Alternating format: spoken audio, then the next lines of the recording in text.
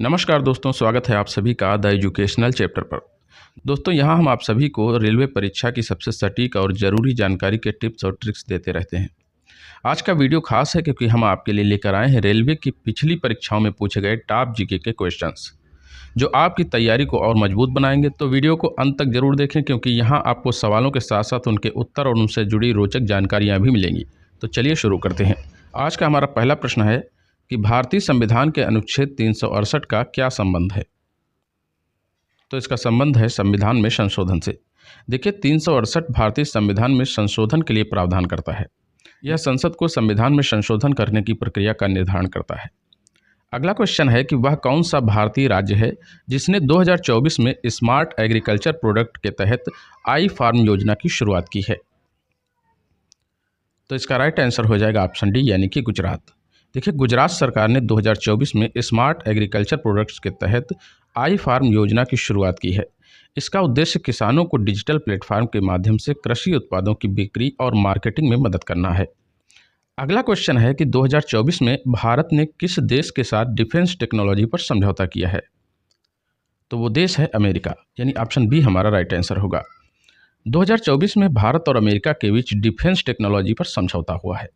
यह समझौता दोनों देशों के बीच सैन्य सहयोग को मजबूत करेगा और साथ ही रक्षा क्षेत्र में प्रौद्योगिकी के आदान प्रदान को बढ़ावा देगा। अगला क्वेश्चन है कि भारतीय रिजर्व बैंक यानी आरबीआई ने 2024 में किस नए योजना के तहत क्रिप्टो करेंसी पर नज़र रखने की घोषणा की है। तो ये योजना है सीबीडीसी, यानी central bank digital currency.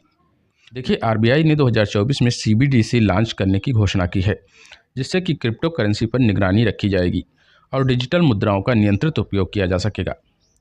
Next question है कि 2024 में भारत ने किस देश के साथ एयरफोर्स के क्षेत्र में साझेदारी की घोषणा की है। तो वो देश है जापान, यानी कि ऑप्शन सी राइट आंसर होगा। 2024 में भारत और जापान के बीच एयरफोर्स के क्षेत्र में साझेदारी की घोषणा हुई है। इस साझेदारी के तहत दोनों देशों की वायु सेनाएं मिलकर सैन्य अभ्यास करेंगी और सुरक्षा के क्षेत्र में सहयोग बढ़ाएंगी।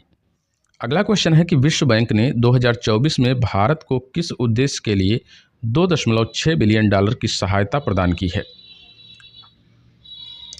तो ये क्षेत्र है जलवायु परिवर्तन का।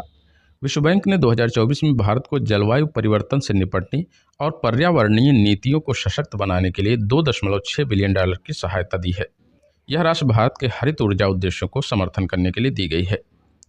अगला क्वेश्चन है कि 2024 के बजट में भारत सरकार ने कृषि सिंचाई के लिए कितने करोड़ रुपए की निधि आवंटित की है। तो ये निधि 12,000 करोड़ रुपए की आवंटित की गई है, यानी ऑप्शन बी राइट आंसर होगा। देखिए, 2024 के बजट में भारत सरकार ने कृषि सिंचाई की परियोजनाओं को बढ़ावा देने के लिए 12,000 करोड़ रुपए की निधि की आवंटन किया है। इसका उद्देश्य जल संरक्षण और सिंचाई सुविधाओं में सुधार करना है।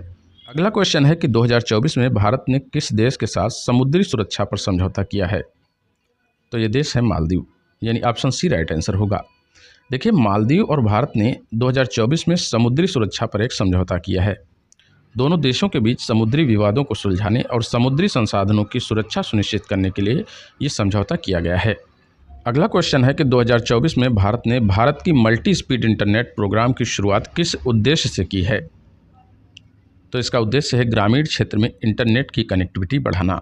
मल्टी स्पीड इंटरनेट प्रोग्राम का उद्देश्य ग्रामीण क्षेत्रों में तेज और किफ़ायती इंटरनेट सेवा उपलब्ध कराना है, जिससे कि शिक्षा और स्वास्थ्य में डिजिटल सुविधाओं का विस्तार किया जा सके। अगला क्वेश्चन है कि 2024 में भारतीय रेलवे ने स्मार्ट ट्रेनों के लिए किस टेक्नोलॉजी का उपयोग करना शुरू किया है। तो ये टेक्नोलॉजी है IoT, यानी इंटरनेट ऑफ थिंग्स। देखिए, 2024 में भारतीय रेलवे ने स्मार्ट ट्रेनों की शुरुआत की है, जिसमें IoT यानी इंटरनेट ऑफ थिंग्स तकनीक का उपयोग किया गया है। यह तकनीक ट्रेनों की निगरानी और ट्रैकिंग को अधिक प्रभावी बनाती है। नेक्स्ट क्वेश्चन है कि भारत में कितने राज्य और कितने केंद्र शासित प्रदेश हैं। तो भारत में 28 राज्य और 8 केंद्र शासित प्रदेश हैं। देखिए, भारत में 28 राज्य हैं और 8 केंद्र शासित प्रदेश हैं। 2019 में जम्मू और कश्मीर राज्य को केंद्र शासित प्रदेश में विभाजित किया गया था। अगला क्वेश्चन है कि भारत की संसद की 2 सदनों का नाम क्या है। तो इसका नाम है राज्यसभा और लोकसभा। देखिए, लोकसभा और राज्यसभा ये भारत के संसद के 2 सदन होते हैं, जिसमें लोकसभा निचला सदन और राज्यसभा ऊपरी सदन होता है। लोकसभा के सदस्य जनता के द्वारा चुने जाते हैं, जबकि राज्यसभा के सदस्य राज्यों और केंद्र शासित प्रदेशों के द्वारा चुने जाते हैं। अगला क्वेश्चन है कि निम्नलिखित में से कौन सा अंतरिक्ष मिशन भारत का पहला मिशन था? तो इसका नाम था रोहिणी, यानी ऑप्शन सी हमारा राइट आंसर होगा। देखिए, भारत का पहला अंतरिक्ष मिशन रोहिणी था, जिसे सन 1980 में सफलतापूर्वक लॉन्च किया गया था और यह भारत का पहला उपग्रह था जिसे भारत के श्रीहरिकोटा रेंज से लॉन्च किया गया था। अगला क्वेश्चन है कि संगीत नाटक अकादमी पुरस्कार किस क्षेत्र से संबंधित है? तो यह संगीत, नृत्य और नाटक के क्षेत्र से संबंधित है, यानी ऑप्शन डी हमारा राइट आंसर होगा। देखिए, संगीत नाटक अकादमी पुरस्कार भारत सरकार द्वारा संगीत, नृत्य और नाटक के क्षेत्र में योगदान के लिए दिया जाता है। यह पुरस्कार भारत में कला के क्षेत्र में उत्कृष्टता के लिए प्रदान किया जाता है। अगला क्वेश्चन है कि भारतीय संविधान में कितने अनुच्छेद हैं? तो करंट में भारतीय संविधान में 395 अनुच्छेद हैं। देखिए, भारतीय संविधान में कुल 395 अनुच्छेद हैं, जो देश के संवैधानिक ढांचे, सरकारी संस्थाओं, मौलिक अधिकारों और कर्तव्यों से संबंधित हैं। अगला क्वेश्चन है कि भारतीय राष्ट्रीय कांग्रेस का पहला अध्यक्ष कौन था? तो इसके पहले अध्यक्ष थे डॉक्टर रविंद्रनाथ ठाकुर, यानी ऑप्शन सी हमारा राइट आंसर होगा।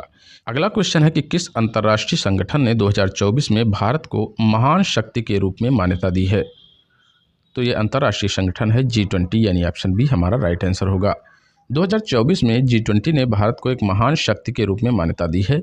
यह समूह वैश्विक आर्थिक शक्ति, व्यापार और नीति के मामलों में भारत की भूमिका को स्वीकार करता है।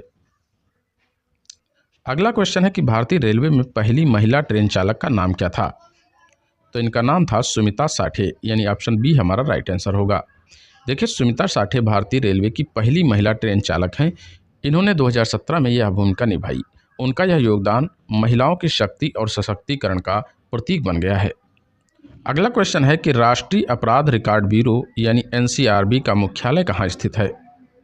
तो इसका मुख्यालय है दिल्ली में, यानी ऑप्शन ए हमारा राइट आंसर होगा। देखिए, राष्ट्रीय अपराध रिकॉर्ड ब्यूरो यानी NCRB का मुख्यालय दिल्ली में स्थित है। यह संस्था भारत में अपराधों से संबंधित आंकड़े और जानकारी एकत्र करती है।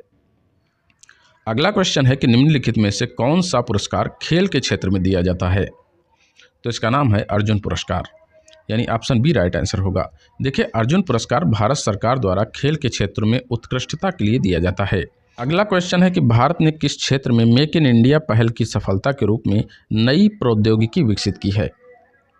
तो ये रक्षा और विमानन का क्षेत्र है, यानी ऑप्शन बी हमारा राइट आंसर होगा। अगला क्वेश्चन है कि भारत में स्वतंत्रता संग्राम की शुरुआत कब हुई थी? तो ये शुरुआत हुई थी सन 1857 में। देखिए, भारत में स्वतंत्रता संग्राम की शुरुआत सन 1857 के गदर से मानी जाती है, जिसे हम लोग सिपाही विद्रोह भी कहते हैं।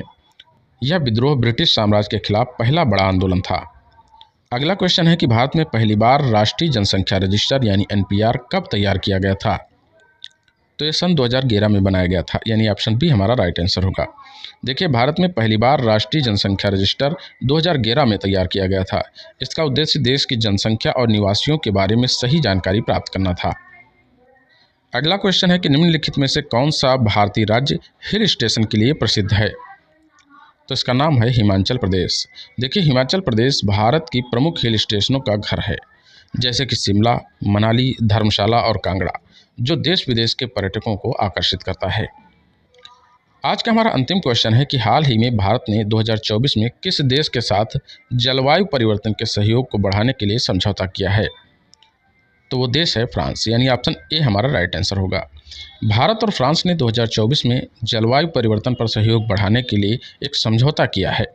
इन दोनों देशों ने पर्यावरणीय संकट से निपटने और हरित ऊर्जा के विकास के लिए साझेदारी की है। तो दोस्तों, यह था हमारा खास वीडियो। अगर आपको यह वीडियो पसंद आया हो तो वीडियो को एक लाइक करें, साथ ही अपने दोस्तों के साथ शेयर करें और सब्सक्राइब करना बिल्कुल ना भूलें। आपके हर कमेंट और फीडबैक से हमें बेहतर वीडियो बनाने की प्रेरणा मिलती है। याद रखें, सफलता आपकी मेहनत पर निर्भर करती है। अपनी तैयारी में कोई कमी न छोड़ें और आत्मविश्वास के साथ आगे बढ़ते रहें। हमारी तरफ से आप सभी के लिए 2025 के आगमन पर नव वर्ष की हार्दिक शुभकामनाएं। मिलते हैं अगले वीडियो में। धन्यवाद।